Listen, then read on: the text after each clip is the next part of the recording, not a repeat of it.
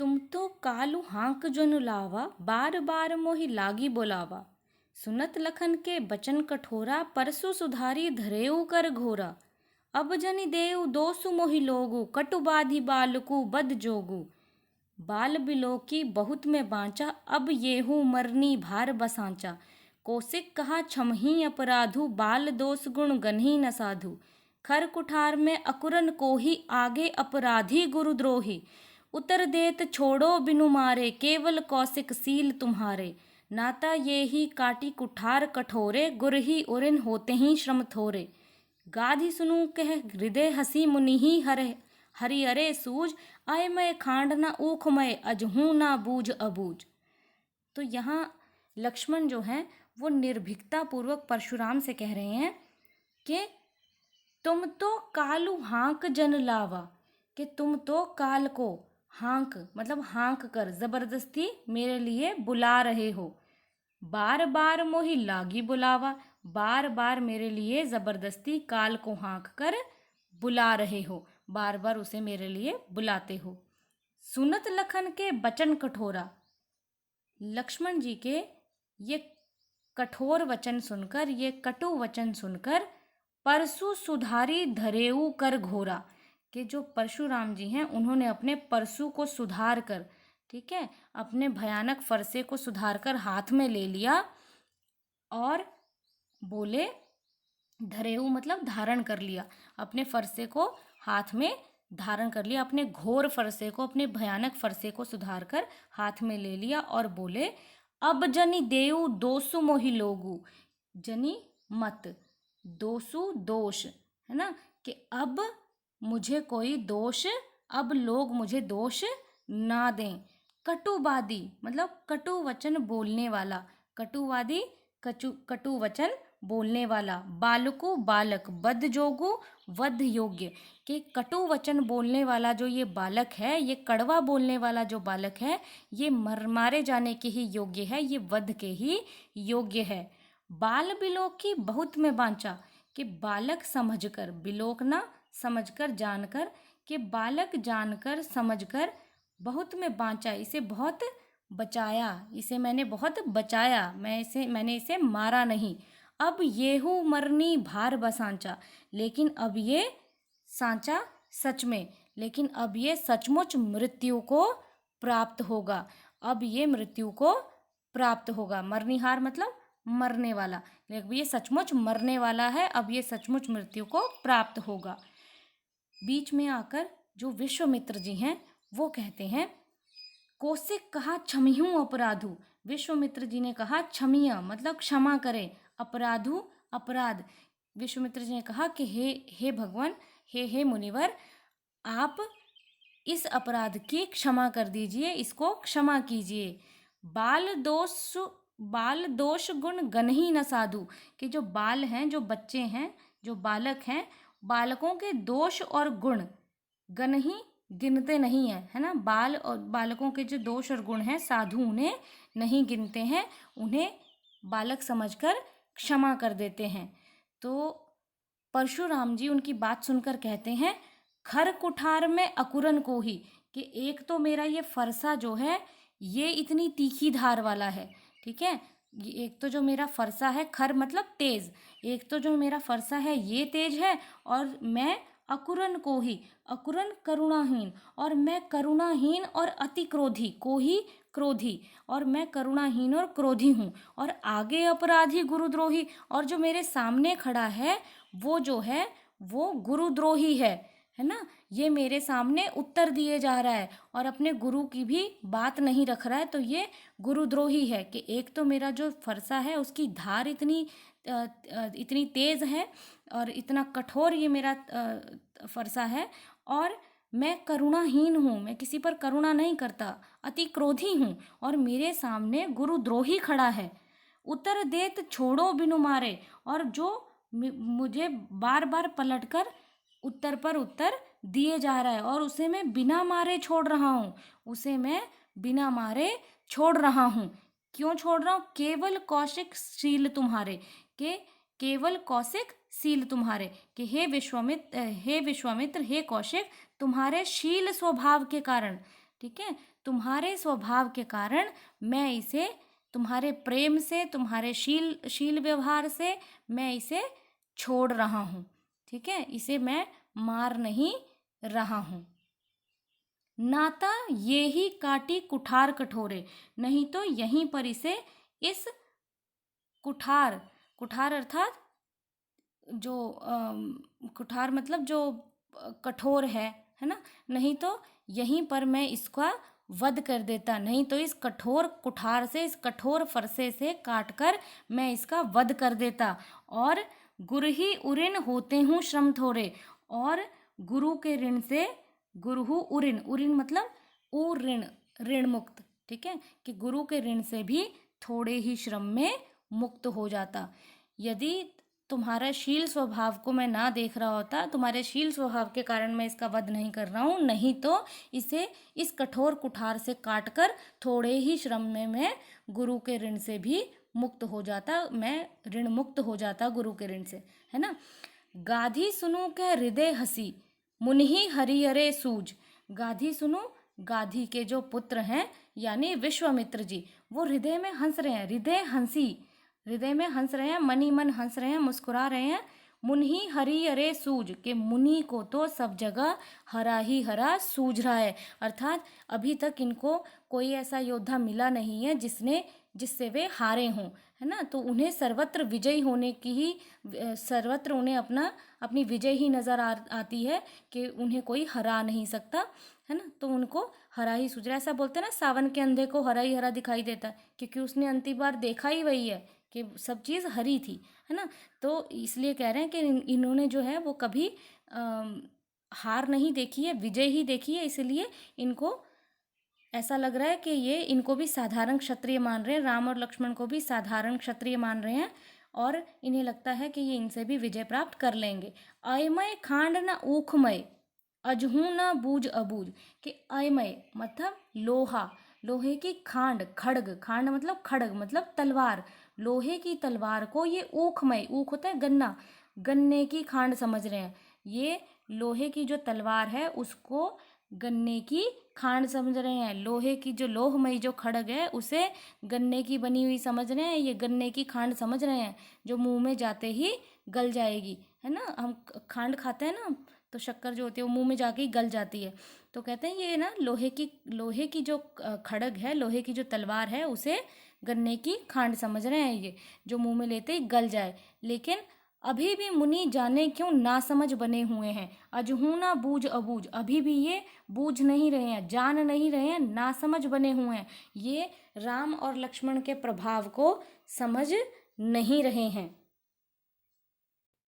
अंतिम पद्यांश पढ़ने से पहले एक घटना की बात करेंगे।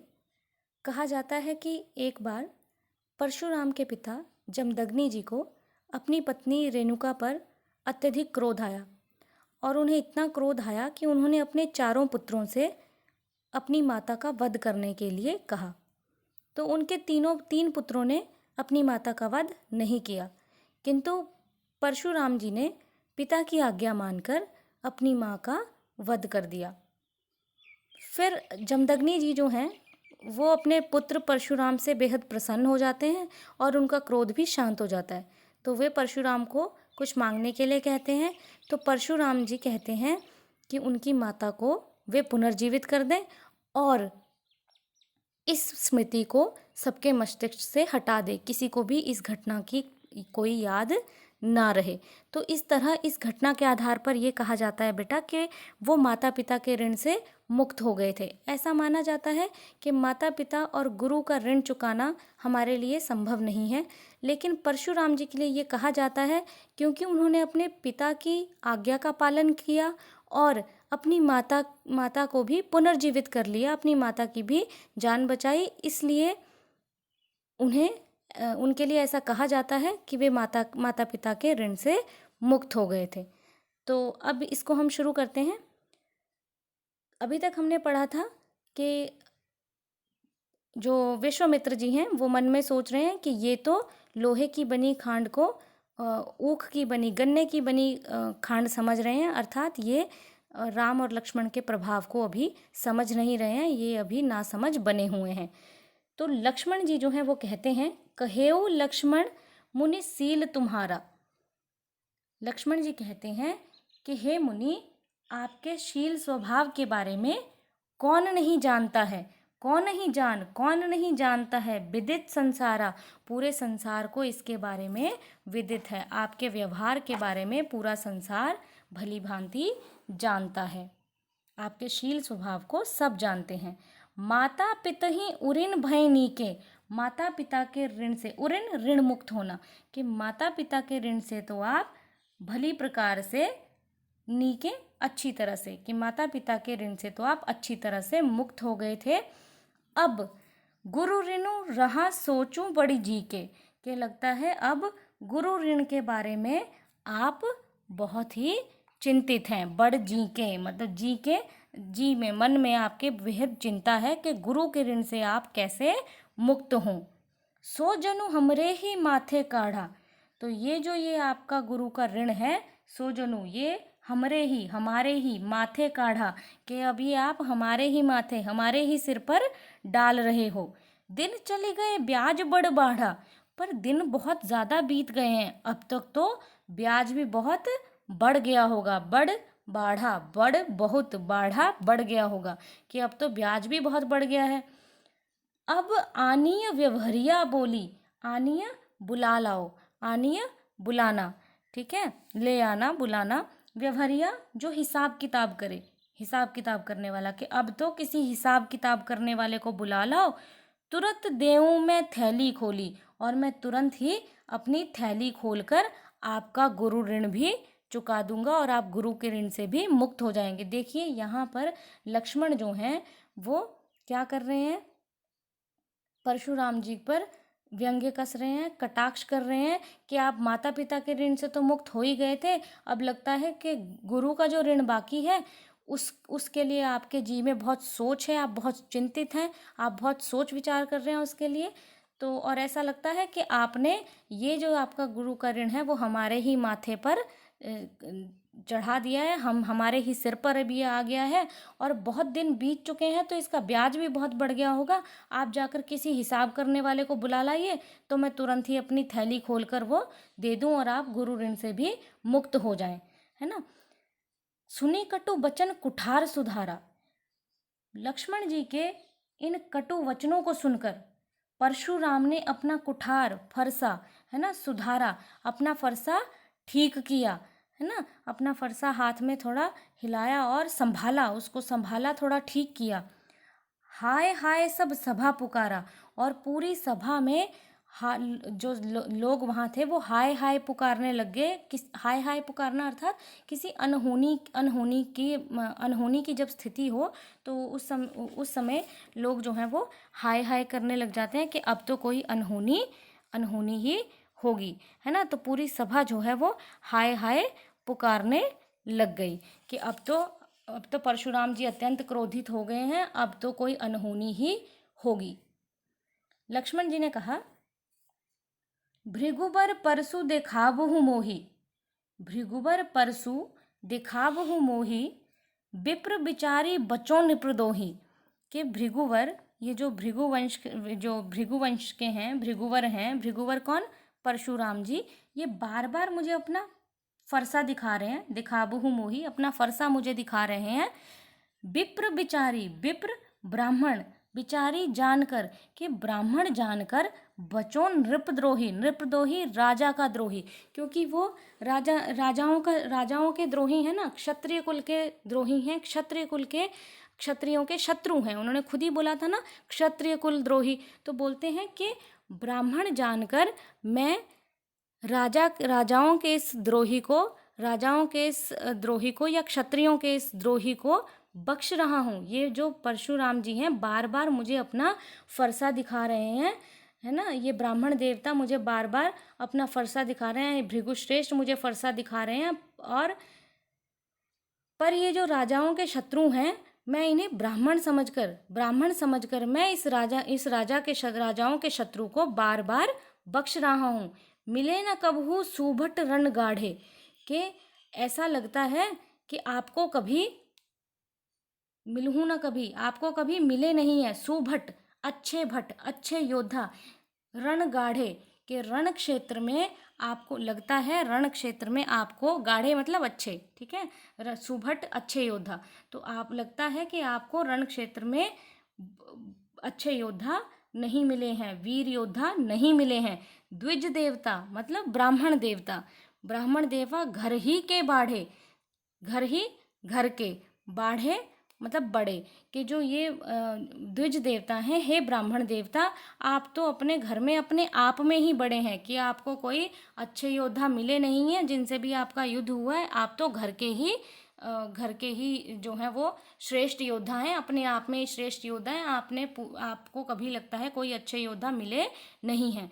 जब लक्ष्मण ने ऐसा कह दिया, उसके बाद अनुचित कही सब लोग पुकारे, तो जो सभा में उपस्थित जो लोग हैं उन सब ने कहा कि ये अनुचित है, ये अनुचित है, ये बात ये गलत कह रहे हैं। क्योंकि देखिए, ऐसा नहीं है कि परशुराम जो हैं वो शूरवीर योद्धा नहीं थे, वे बेहद शूरवीर योद्धा थे, और ऐसा भी बिल्कुल नहीं है कि उन्हें कभी अच्छे योद्धा नहीं मिले। तो लक्ष्मण की जो ये बात थी वहाँ सभा में उपस्थित लोगों को अनुचित लगी, तो उन सब ने उनकी बात को अनुचित कहा। रघुपति सै नहीं लखनऊ नेवारे, तब रघुनाथ ने, रघुनाथ कौन, रघुपति मतलब श्री राम ने, सै नहीं मतलब आंखों के इशारे से, आंखों के संकेत से, सही नहीं, आंखों के संकेत से, लखनऊ नेवारे, लक्ष्मण को नेवारा, इशारा किया, मना किया, रोका, रोकने का इशारा किया, तो उन्होंने लक्ष्मण को रोकने का इशारा किया। लखन उतर आहुति सरिस, भृगुबर कोपु कृसानु, बढ़त देख जलसम बचन बोले रघुकुल भानु। लखन उतर आहुति, लक्ष्मण के जो उत्तर हैं वो आहुति के समान, सरिस आ गया तो यहाँ उपमा अलंकार है। भृगुवर कोपु मतलब भृगुवर कोपु, भृगुवर कौन हुए, परशुराम जी, कोप उनका क्रोध, कृसान अग्नि, तो उनकी जो क्रोधाग्नि है, जो परशुराम जी की क्रोधाग्नि है, उसमें लक्ष्मण के उत्तरों ने आहुति की तरह कार्य किया। जैसे हम यज्ञ में आहुति डालते हैं तो जो यज्ञ की अग्नि होती है वो और प्रज्वलित होती है, उसी प्रकार लक्ष्मण के जो कटु वचन थे, जो उन्होंने उत्तर दिए, उन्होंने परशुराम जी की जो क्रोधाग्नि थी उसे और बढ़ा दिया। बढ़त देखी, बढ़ता हुआ देखकर, जल सम जल के समान, बचन वचन, बोले, किसने बोले, रघुकुल भानु अर्थात श्री रामचंद्र जी ने।